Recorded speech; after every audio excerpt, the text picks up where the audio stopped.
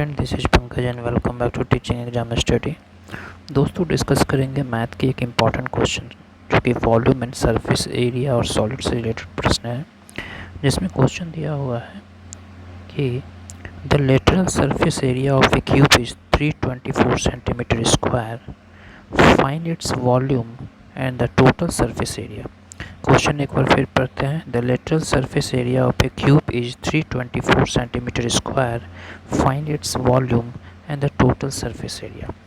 इस क्वेश्चन को हम बनाएंगे, आप वीडियो को पूरा देखें, ज़रूर आप इसके कंसेप्ट को समझ पाएंगे कि प्रश्न को आखिर बनाएंगे कैसे।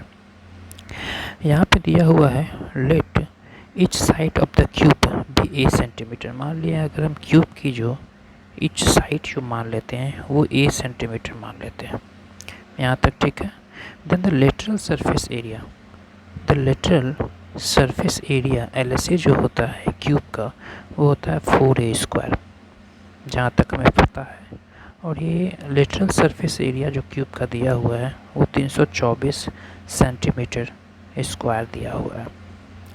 तो हम यहाँ लिख सकते हैं 4A square equal to 324, then A square equal to 324 को डिवाइड करेंगे 4 से, तो हमारे पास आ गया ए स्क्वायर इक्वल टू 81, यानी ये 81 से कट जाता है। तो यहाँ पर ए का जो वैल्यू आ गया, ए स्क्वायर का जो वैल्यू आ गया वो 81 सेंटीमीटर आ गया।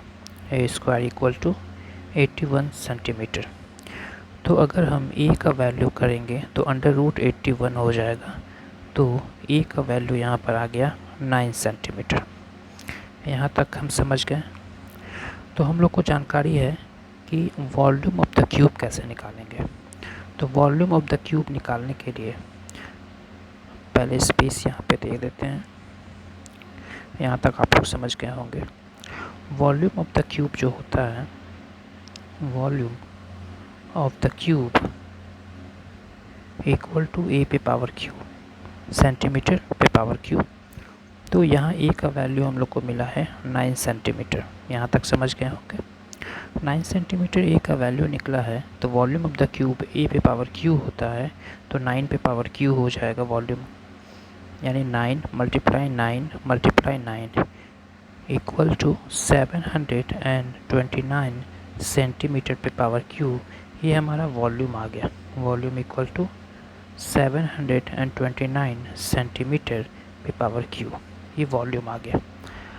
अब यहाँ पे क्वेश्चन कर रहा है कि टोटल सरफेस एरिया। हम लोग को जानकारी है कि टोटल सरफेस एरिया जो होता है एक क्यूब का वो 6A स्क्वायर होता है। यहाँ ए का वैल्यू हम लोग को 9 सेंटीमीटर आया है, तो 6A स्क्वायर स्क्वायर यूनिट्स हम इसे लिख सकते हैं। अब हम लोग टोटल सरफेस एरिया निकालेंगे, तो फॉर्मूला हम लोग को पता है, total surface area equal to 6A square square units. तो 6 मल्टीप्लाई